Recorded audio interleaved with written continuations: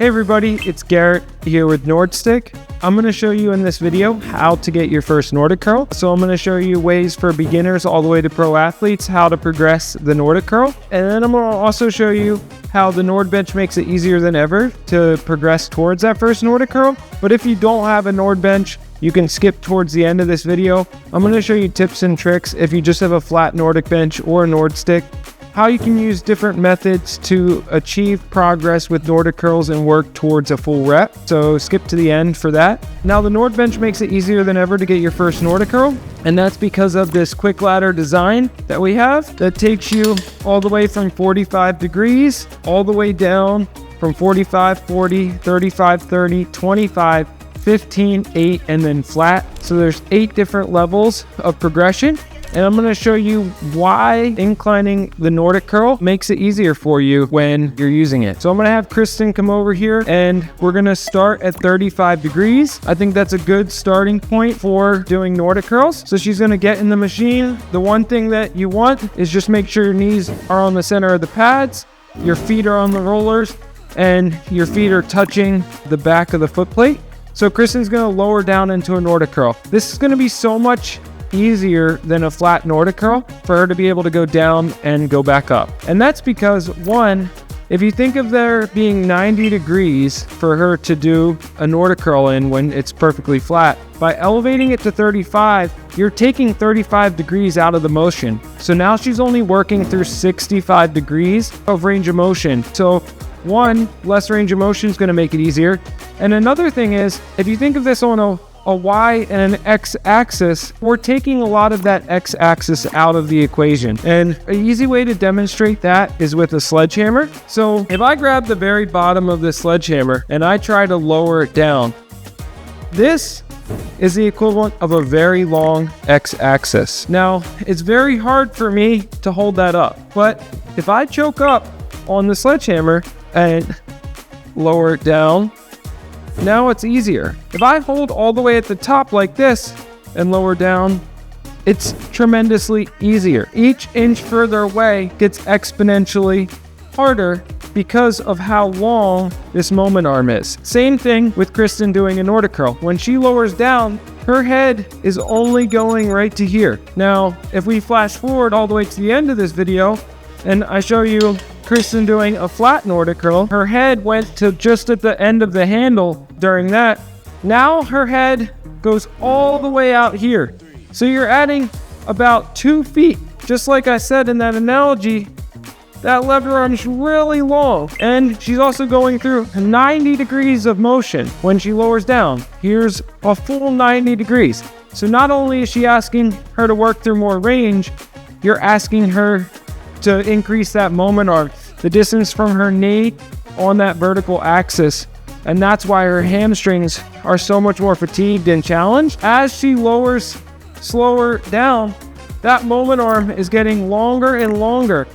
And her center of mass is going further away from her knees. That just makes the Nordic curl from a physics equation so challenging. And that's why it's the perfect exercise for strengthening your hamstrings. Just like adding weight on a bar, this is adding weight and challenge to your hamstring the closer and closer you get to the ground. So say you can only get here before falling.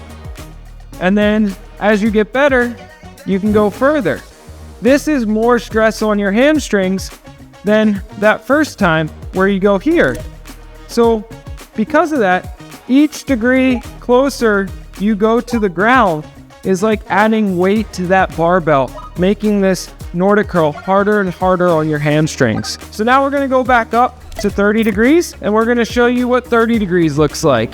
Once you pass 35 degrees and you're able to do it with 8 to 10 reps, you can move to 30 degrees. A general rule of thumb I like when progressing Nordic curls is I'm never doing more than 10 reps. This is a strength-based movement. I want to do slow, controlled reps with good form. At 30 degrees, if you look at that 90-degree angle, we're chopping 30 degrees out of it. So she's only moving through 60 degrees of range of motion, and you'll see where her head lands.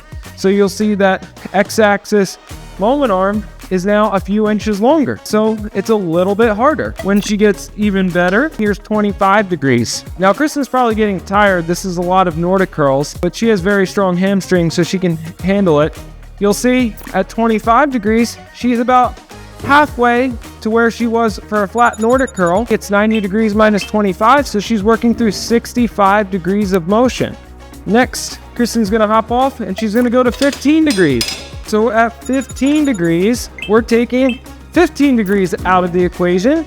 Those first 5 degrees that she's been doing on the other reps is gonna create the same moment arm, but now those last 10 degrees she just unlocked by going a little bit lower, increase that moment arm even further, making it more and more challenging for Kristen. Good job, Kristen. Next, this is a great level for people doing Nordic curls. By going from 15 all the way to 0, it's usually too big of a jump. So now 8, you're taking 90 minus 8, you're working with 82 degrees of range of motion. Look how far her head's gonna go out. It's almost as far as a full Nordic curl. This is a great level right before flat to get you there. Now let's see if Kristen can perform a full flat Nordic curl. At that 90 degree angle, we're taking no degrees out of it. She's gonna work through all 90 degrees. So let's see if she got it. Wow, that is really impressive. So just in this one video, I took Kristen from 35 degrees all the way to a full Nordic curl. It doesn't normally happen like that, so don't expect those kind of results. But that's just the logic behind why this system is so effective for getting your first Nordic curl. Now, if you don't have a fancy NordBench, you just have a normal Nordic bench that just stays flat, I wanted to provide some value as to what things you can think about to get your first Nordic curl. And these are some of the things I use with my clients to make sure that they had success. So the first thing is isometric holds. So Kristen's gonna come down, hold, and then go back up. And why this is so effective, this is just like what we talked about. Let's decrease that range of motion, because we know every degree closer to the ground we get, it gets harder and harder. So Kristen's maybe working through 35 degrees of motion when she does this hold. As she gets better, maybe she'll go 45 degrees and pull herself back up. Now, if doing it isometric is too hard, you can do this to a target. So when you're doing a target, you're gonna take some degrees out of the full 90 for a Nordic curl to make it easier. So next way, Kristen can focus on just eccentrics. So what I like to do is I'll lay a phone on the ground, I'll start a stopwatch, and on the even 10 second, I'll see if I can spend 6 seconds lowering to the ground. So lower, 1, 2, 3, 4, 5, 6. Perfect. I'll repeat that until I can do 8 reps at a 6 second pace. I need to then start working on the concentric part of the motion, because there is something to learn to be able to pull yourself back up. I'll put a target here. So I'll grab a plyo box. I'm gonna have Kristen kneel back down, and now she's gonna go to a plyo box. What makes this a little bit harder than a Nordic bench is it's not as exact. It's hard for me to tell how many degrees we're taking out of it. So maybe we start at 16 inches high. Kristen goes there. Then she goes a little bit lower to 18. And then now 16. She goes here. But then where do you go from here? That's one of the flaws with this. But if you can do eccentrics from a flat standpoint and then learn how to do the concentric motion, it sometimes is enough to be able to tie the two together. But when you get really good at Nordic curls and you can do multiple reps, the next place you can go, you can add weight to the eccentric part of the Nordic curl. So Kristen's gonna hold a med ball on her chest. She's gonna slowly lower down to the ground. And when she gets there, she's gonna let go of the ball and push herself back up. There's never enough weight for you to not make the Nordic curl challenging. This video hopefully provides you the framework to go from beginner all the way to pro, and maybe in a few weeks or months, you'll be able to get your first Nordic curl. But if you have any questions or you're struggling with progress, please reach out to Garrett at thenordstick.com, and I will help you with your programming or even write you a custom program to ensure that you have success getting your first Nordic curl with or without the NordBench. And in the comments, let me know, what other questions do you have? What other videos would you like to see from us? I'll break them down and hopefully make them easy for you.